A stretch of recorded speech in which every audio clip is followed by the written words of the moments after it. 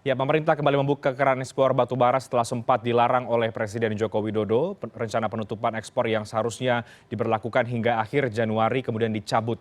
Pencabutan disampaikan oleh Menko Luhut Panjaitan. Salah satu alasannya adalah Indonesia diprotes oleh sejumlah negara. Apa dampak dari kebijakan yang terkesan pelin-pelan ini? Tepatkah pembatalan dilakukan? Saya akan diskusikan pada malam hari bersama dengan dua narasumber yang bergabung dari luar studio. Ada Pak Said Didu, mantan Sekretaris Kementerian BUMN. Selamat malam Pak Said Didu, apa kabar?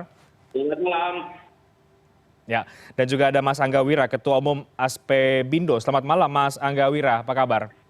Malam Bang Rehat, Ya. malam Bang Said, salam sehat semuanya. Ya, oke. Kami juga sudah berusaha untuk mengundang perwakilan dari pemerintah, baik dari Kementerian SDM, namun memang tidak ada yang bisa bergabung dalam diskusi pada malam hari. Jadi saya lanjutkan dengan Bang Said Didu dan juga Mas Angga Wira. Saya ingin ke Mas Angga dulu sebagai perwakilan dari asosiasi. Mas Angga, ada tanggapan apa respon dari asosiasi melihat kebijakan pencabutan ekspor batu bara yang baru diputuskan oleh pemerintah ini? Pertama sebenarnya kita dari asosiasi dari bulan September ya Mas Reinhardt sudah mengingatkan dan menyampaikan secara terbuka bahwa ini akan ada kemungkinan atau peluang daripada PLN akan kekurangan pasokan batu bara akibat tingginya disparitas harga ya antara harga DMO dan harga market price global yang kurang lebih disparitasnya hampir kurang lebih $100. Nah di sisi lain memang ada beberapa rekomendasi yang kita sampaikan untuk perbaikan sistem tata kelola pengadaan batu bara sendiri di PLN. Di samping memang pada waktu itu kita sempat ajukan sedikit kenaikan lah kesamaan antara harga batu bara untuk listrik dan non listrik seperti itu Mas Reinhardt. Oke, tapi terkait kebijakan yang dilakukan 31 Desember ya kita juga terus terang kado tahun baru ya adanya pelarangan untuk ekspor. Saya rasa itu merupakan kebijakan yang boleh dibilang langkah-langkah yang gas juga sih sebenarnya karena memang apapun itu kepastian kepasokan untuk dalam negeri itu memang harus menjadi prioritas utama. Tapi tentunya karena ini juga menyangkut perdagangan antar negara B2B, nah ini juga banyak dispute dan alhamdulillah juga sih dalam jangka waktu yang 10 hari lah ya kurang lebih langkah-langkah cepat yang dilakukan pemerintah mampu memberikan sedikit kepastian supply kepada PLN dan pada akhirnya ini adanya pencabutan. Tapi tentunya ini merupakan entry point dalam perbaikan secara komprehensif pengadaan batu bara untuk pembangkit listrik karena memang 80%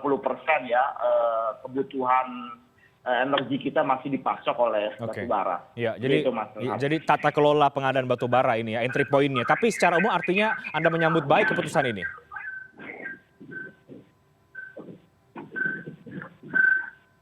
Halo, Mas Angga? Ya, Mas Reinhardt. Tapi secara umum artinya Anda menyambut baik keputusan ini?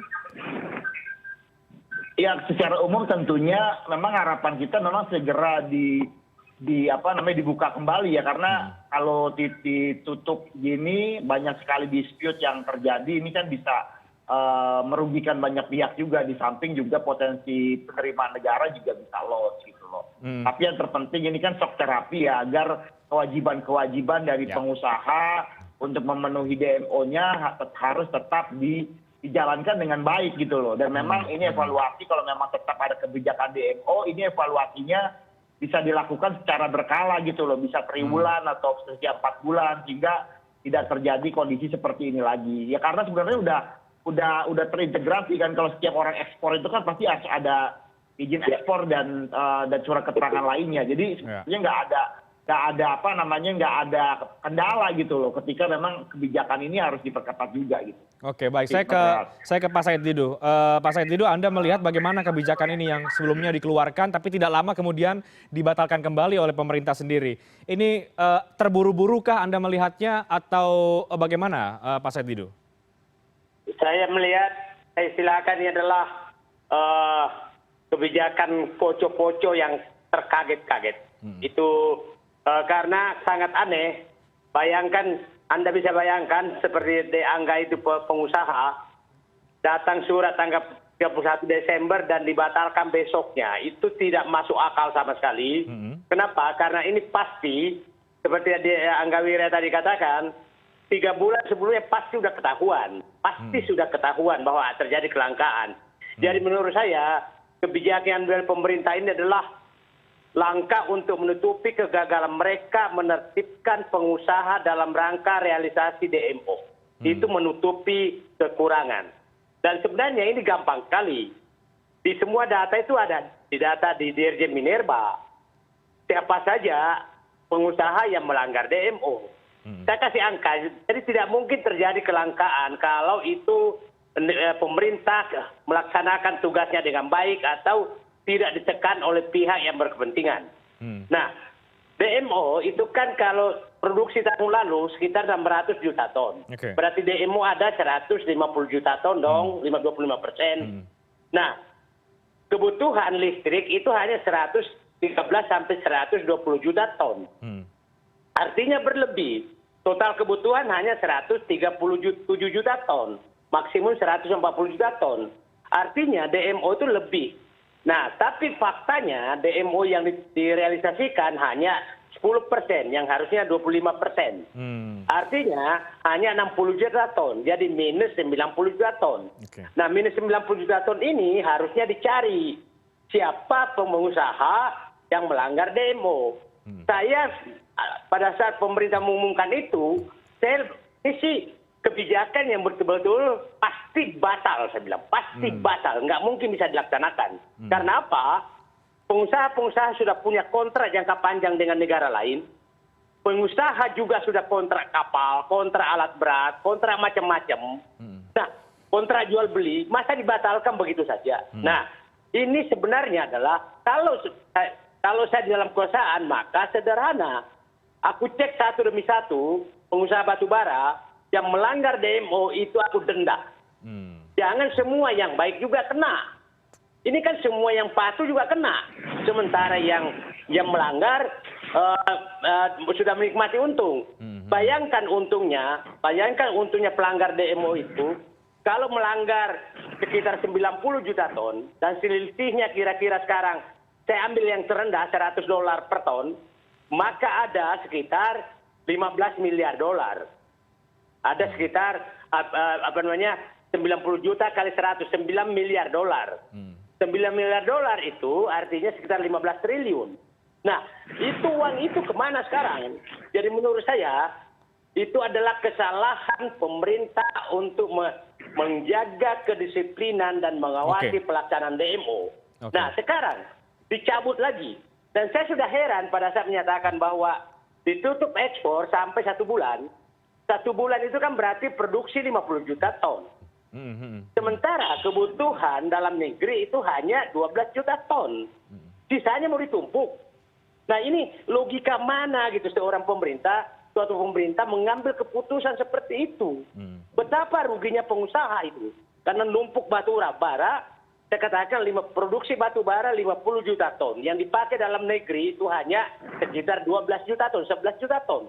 Jadi ada 40 juta ton di penampungan batu bara. Nah, ini logika mana? Jadi saya bilang kebijakan saat itu ini nggak pakai otak untuk mengambil keputusan.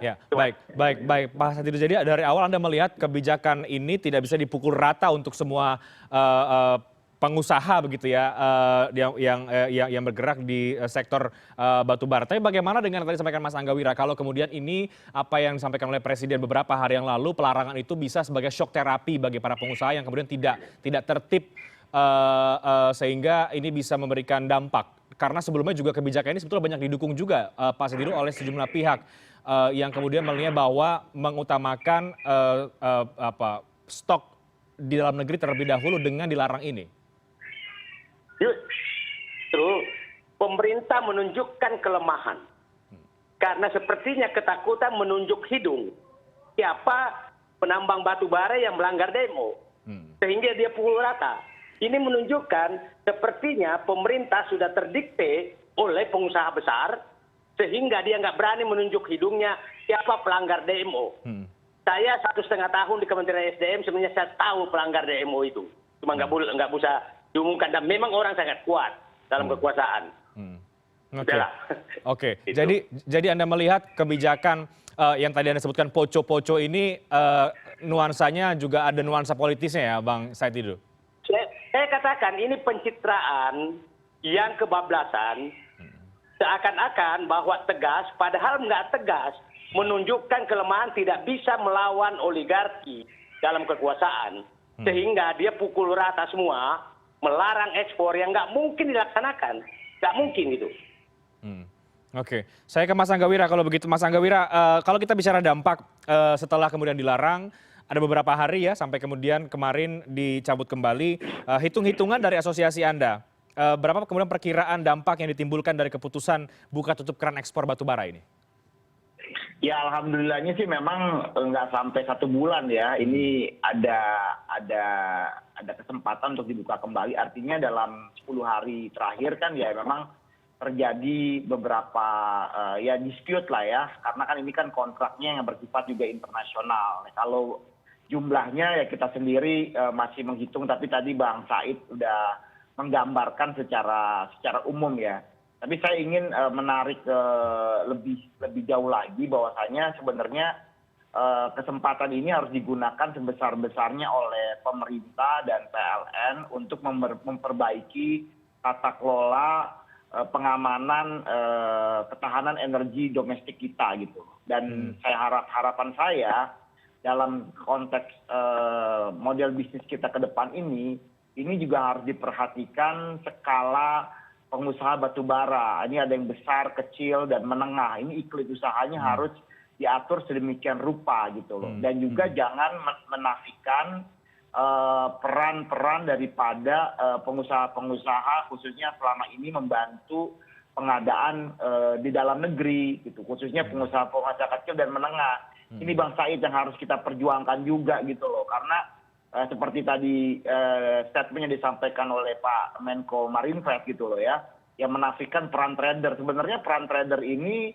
cukup penting juga dalam konteks bagaimana agar deliverable daripada para pengusaha tambang juga gitu. Karena kan ini adanya suatu ekosistem yang sudah berjalan dengan baik. Hanya tinggal fungsi daripada pengawasan dan pemantauan yang lebih ketat lagi. Ini harapan saya, jangan dimatikan gitu loh. Ini kan sangat khawatir nanti yang ada yang besar-besar saja yang bisa menyuplai ke dalam negeri gitu loh. Padahal kan banyak sekali pengusaha-pengusaha daerah, pengusaha-pengusaha kecil, pemilik IUP kecil yang selama ini juga menjadi penopang pertumbuhan di daerah masing-masing. Ini harus kita perhatikan juga, jangan sampai malah dibabat habis. Nah, ini yang menjadi kekhawatiran kami daripada Aspedindo gitu. Oke, pemantauan dan pengawasan selama ini yang Anda lihat, evaluasi dari Anda bagaimana, Mas Angga?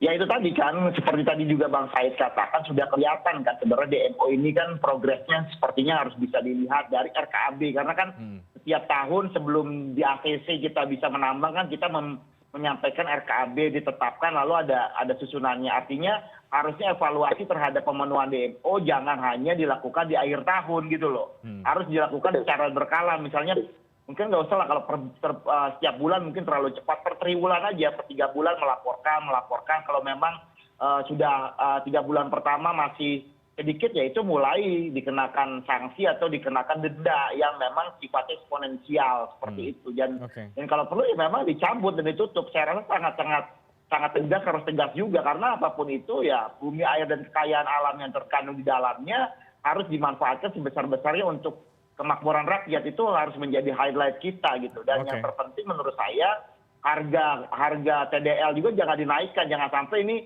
seolah-olah menjadi entry point untuk menaikkan tarif dasar listrik gitu. Ini yang menurut saya jangan sampai terjadi ke arah sana itu. Jadi benar-benar harus dipastikan PLN mendapat harga yang sesuai dengan tingkat keekonomisannya. Ya, itu yang kemudian dikhawatirkan ya dengan kemudian ini dijadikan alasan untuk menaikkan tarif dasar listrik sehingga berdampak ke masyarakat. Ya, makanya tadi kan apalagi ada statement dari Pak Menko Marinvest, PLN akan membeli dengan harga pasar dengan mekanisme BLU. Nah, ini menurut saya juga harus sangat hati-hati sekali gitu loh. Statement seperti ini jangan sampai ya kita tahu lah kos produksi dari tambang itu berapa. Kita bisa hitung sama-sama, jangan sampai harganya kita tarik sesuai dengan harga pasar di luar negeri. Wah, ini bahaya sekali, bisa terjadi PLN bisa gulung tikar kalau dengan situasi seperti ini menurut saya ya. Ini juga harus sangat hati-hati. Jadi menurut saya harga capping itu sudah betul, tinggal kita hitung dengan baik bagaimana mekanisme supply chain dan logistiknya tadi ya. Jangan terjadi lead time, waktu menunggu yang terlalu lama, sistem finansial supportnya juga harus jelas. Jadi jangan sampai membebankan daripada para pengusaha juga ya, karena kita tahu sama-tahu lah ya kan situasi dalam pengadaan batu bara dalam negeri ini. Gitu. Oke, tampaknya Pak Said Didu ada yang ingin ditambahkan, silakan. Ada tambahan dari Anda Pak Said Didu.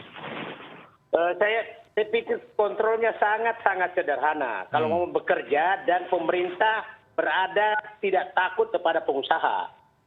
Sangat sederhana, itu data ekspor tiap hari. Dan apa sih kerjaan Dirjen Minerba? Dan itu ada direktur batu bara, anak buahnya banyak sekali. Dan itu gampang sekali mengetahui. Jadi kalau mau butuh tiap hari pun, berapa ekspor, siapa pengekspornya itu bisa. Bisa. Ini kan hanya ini sepertinya ada pedagang DMO. Nah, yang perlu kita waspadai juga ke depan adalah Bung Angga Wira sebagai pengusaha, ini dilepaskannya 2.000 lebih izin, dicabutnya izin tambang batu bara. Akhirnya tambang itu sekarang tidak bertuan dan tidak ada yang menjaga. Sebaiknya tambang itu segera diserahkan ke negara, BUMN dulu, nanti BUMN yang kelola sementara, baru dilelang kalau ada swasta yang mau.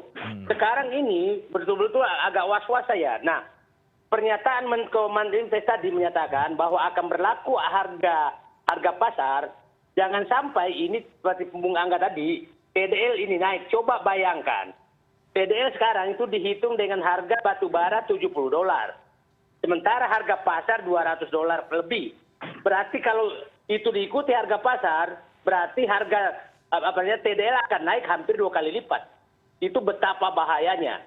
Jadi menurut saya, tetap harus harga dasar batu bara di PLN berapa. Kalau umpamanya ketinggian harganya, maka pemerintah harus mensubsidi batu baranya. Itu cara terbaik. Tidak bisa. Nah, saya juga sedih kemarin. Tahu-tahu direktur PLN yang dipecat. Padahal sebenarnya yang salah menurut saya adalah Dirjen Minerba. Karena dia yang tidak mengawasi pelaksanaan DMO. Kenapa?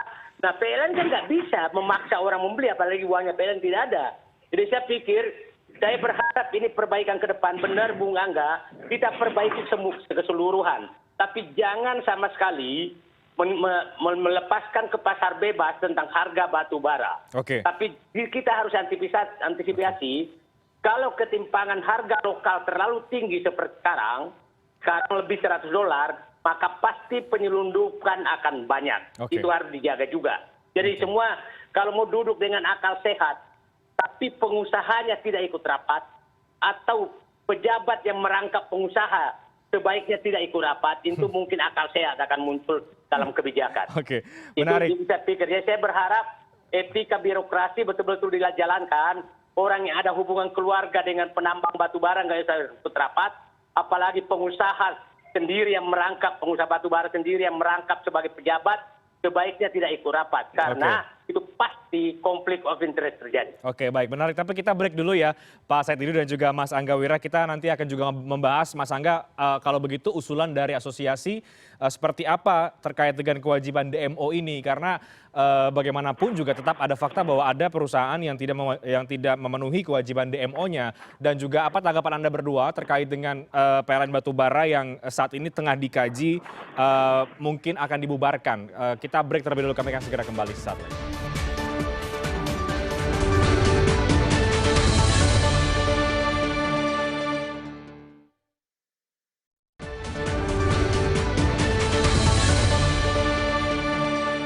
Baik, saya masih bersama dengan Mas Angga Wira dan juga Bang Said Didu. Segmen terakhir dialog, saya ke Mas Angga Wira. Kalau begitu, kalau kita tahu Mas Angga Wira di awal kan pemerintah menuding perusahaan tidak memenuhi kewajiban DMO-nya, begitu ya. Kalau dari asosiasi Anda, ada berapa perusahaan yang memang masih belum memenuhi DMO, Mas? Sebenarnya lebih elok datanya disampaikan oleh pemerintah secara langsung tadi kan. Seperti Bang Said sampaikan hidung-hidung aja karena datanya itu sudah ada. Dan memang sudah disampaikan juga gitu loh. Jadi kalau menurut saya sebenarnya ini kan peluang untuk memperbaiki tata kelola. Tapi jangan sampai ya tadi perbaikan tata kelola ini menghilangkan daripada ekosistem yang sudah berjalan selama ini. Artinya tetap pengusaha yang levelnya menengah, kecil ini harus tetap diberikan peluang untuk memasok batu bara ke PLN. Itu yang harus harus dilihat secara lebih komprehensif. Saya rasa pembubaran PLN batubara sebagaimana disampaikan oleh Menko Marinvest itu menurut saya kurang tepat ya, karena keberadaan PLN batubara selama ini juga sebenarnya membantu gitu ya kepada kita para pengusaha-pengusaha kecil dan menengah untuk berkontrak atau melakukan pengadaan ke PLN. Karena kalau yang besar-besar itu sudah dinaungi oleh kontrak jangka panjang seperti itu gitu loh. Nah ini yang memang harus menjadi perhatian kita bersama juga. Ya memang karena kondisi sekarang adanya disparitas harga yang cukup tinggi yang menyebabkan memang pada akhirnya ya namanya pengusaha ya ada peluang untuk mendapatkan margin yang lebih besar. Pasti punya kecenderungan untuk ke arah sana. Hanya tinggal pengawasan dan pengetatannya saja ya, seperti itu. Oke, kalau dari Anda selama ini, Mas Angga, selama ini bagaimana menjalin komunikasi ya untuk khususnya rantai pasok hingga kontrak kerjasama dengan PLN? Itu yang seperti saya sampaikan untuk yang levelnya menengah kecil memang ada pihak ketiga yaitu PLN Batubara, anak usaha PLN yang membantu proses pengadaan. Sedangkan untuk yang besar-besar yang dari awal kan memang udah ada kontrak jangka panjang seperti itu yang memang diperbaharui lah ya dengan penyesuaian yang ada. Jadi itu faktualnya seperti itu situasinya. Hanya mungkin memang keberadaan PLN Batubara lebih baiknya memang fokus kepada pengamanan dari sisi trading, nggak usah dia juga punya IUP atau apa itu mengacaukan sistem daripada yang ada sudah berjalan. Oke, jadi tidak perlu dibubarkan kalau kemudian dianggap PLN Batubara itu kerap berkontrak dengan trader sehingga menjadi biang keladi terkait dengan pasokan batubara, Mas Angga. Itu bagaimana tanggapan Anda? Iya, nggak perlu sih menurut saya. Itu sah-sah saja sebenarnya. Hanya kan tinggal fungsi kontrolnya aja kan. Kan ini kan PLN Batubara fungsinya kan buffering stock gitu kan. Buffering stock untuk menyangga. Sedangkan yang utamanya ada kontrak jangka panjang yang sudah berjalan gitu loh. Dari IUP dan PKP 2B. Kalau lebih ekstrim, malah beberapa kali saya sampaikan beberapa PKP 2B yang akan habis masa kontraknya direvaluasi lagi aja format bisnisnya. Yang punya kuasa jual itu negara melalui BUMN itu kan bisa saja. Itu malah akan lebih aman lagi ya Bang Said ya kalau situasi tidak ada keberanian dari pemerintah untuk men-take over penguasaan tambang yang ada dan dikelola oleh pemerintah misalnya melalui BUMN misalnya, tapi juga tidak merugikan pengusaha juga dengan mekanisme pengelolaan yang lebih berimbang seperti itu. Baik, Pak Said, ada tanggapan dari Anda atau mungkin Anda punya perspektif yang lain soal wacana PLN Batubara dibubarkan? Saya lihat begini sih. Ini agak susah menanggapinya karena yang bicara dari pemerintah ini kita tahu juga dia pengusaha batubara. Jadi agak susah. Apakah kepentingan sebagai pengusaha atau kepentingan sebagai pengambil kebijakan? Nah, seperti dinyatakan bahwa PLN Batubara membeli dari trader. Iyalah, dia minta langsung ke produsen. Produsen itu yang bisa membeli langsung adalah produsen batubara besar. Kalau produsen batubara kecil, ya nggak mungkin dia punya kapal angkut besar, nggak mungkin punya kapal tongkang besar. Nah dia pasti dikumpulkan oleh trader yang mengirim ke PLN. Jadi ini kan cara pemikiran menggambarkan dirinya sebagai pengusaha besar dan dimasukkan ke ruang rapat untuk mengambil keputusan. Ini kan sangat merugikan. Jadi, nah seperti umpamanya pembubaran PLN Batubara yang alasannya katanya karena beli dari trader. Ya pengusaha kecil, Bung Angga tahu persis, nggak mungkin lah pengusaha kecil itu menjualnya langsung ke PLN. Ongkos tiketnya ke Jakarta aja mahalnya nggak ketulungan. Ya pasti trader lah. Nah ini kan menggambarkan bahwa tidak sama sekali komprehensif dalam mengambil keputusan. Seandainya kalau saya mengambil keputusan, maka batubara yang dicabut izinnya itu ratusan ribu hektar karena tidak dikelola, serahkan dulu ke negara, serahkan ke PLN Batubara untuk dikelola, bukan dibubarkan. Atau memang pengambil keputusan ini mau mengambil yang dicabut izinnya tersebut. PKP 2B yang bagus kasih ke PLN Batubara dan jaga dengan baik. Kalau menyatakan tidak profesional, carilah orang profesional. Perlu publik paham bahwa kebutuhan batubara listrik untuk batubara untuk listrik itu sekitar 120 juta ton dari 130 juta ton kebutuhan dalam negeri. Berarti hampir lebih 90% itu adalah untuk listrik. Untuk PLN sendiri itu 68 sampai 70 juta ton setahun. Nah, kenapa ada BUMN yang butuh 70 juta ton setahun tidak boleh memiliki kuasa pertambangan? Apa dibalik ini semua gitu loh. Nah, lama-lama nanti Pertamina juga nggak boleh memiliki tambang minyak. Kalau ini gold. Jadi ini ada apa semua agenda dibalik ini? Jadi mohon izin kalau saya bertanya seperti ini karena kebetulan pengambil kebijakannya adalah pengusaha batu bara juga, gitu loh. Itu yang menimbulkan kecurigaan, menimbulkan pertanyaan-pertanyaan. Gitu. Oke, jadi ketika ekspor itu dilarang lalu dibuka kembali, ini yang menjadi sehingga muncul banyak pertanyaan ya, pas itu muncul banyak kecurigaan ada apa dan mengapa kemudian bisa dalam waktu yang cukup berdekatan dibuka kembali. Ya, saya melihat ini Pak Presiden sebenarnya yakin saya dia tahu siapa pelanggar DMO yang 90 juta ton. Yakin saya. Oke. Dan mungkin saya juga bisa yakin bahwa karena dia tahu dan ini orang besar semua, maka dia ketakutan. Maka dibikinlah kebijakan populis melarang semua ekspor. Dan dia tahu persis bahwa ini nggak mungkin jalan. Maka anak buah muncul rapat katanya maraton, ini dicabut. Betapa Anda bayangkan kalau Anda seorang pengusaha, kemarin tanggal 1 Januari itu membatalkan kontrak dengan pembelinya, membatalkan kapal, membatalkan semua. Tahu-tahu sekarang dibuka kembali, sudah batal juga kontrak di sana. Itu seperti apa pengambil kebijakan seperti ini gitu loh. Padahal sebenarnya sederhana kalau mau berpikir tidak terpengaruh oleh oligarki, maka panggil menghadap pengusaha yang melanggar DMO. Ya, ya. Itu. Oke. Nah, pertanyaan saya, kenapa pemerintah tidak berani mengumumkan perusahaan pelanggar DMO? Artinya orang pengusaha ini adalah orang kuat atau orang di dalam kebijakan sendiri. Nah, publik kita harus buka, harus mengejar terus pemerintah selama tidak membuka nama perusahaan yang melanggar DMO, maka jangan salahkan kalau publik curiga bahwa ada kong kali kong dalam pelaksanaan DMO di Indonesia. Oke, terakhir Pak Said Didu, nanti saya juga akan ke Mas Anggawira. Jadi kalau kita bicara solusi kelistrikan Indonesia, kemudian ada DMO, apa usulan Anda soal ini? Apakah memang ini kebijakan jangka pendek atau memang ini bisa jadi kebijakan yang permanen? Saran saya sederhana sebenarnya. DMO harus dilaksanakan, tapi dengan harga yang tetap, tapi tidak boleh merugikan pengusaha. Maksudnya seperti ini. Kalau harga sekarang, harga terlalu tinggi, maka pengusaha pasti selundupkan dong daripada jual di dalam negeri. Maksudnya, pemerintah menambahkan pajak ekspor seperti kelapa sawit, pajak ekspor yang namanya pajak windfall profit.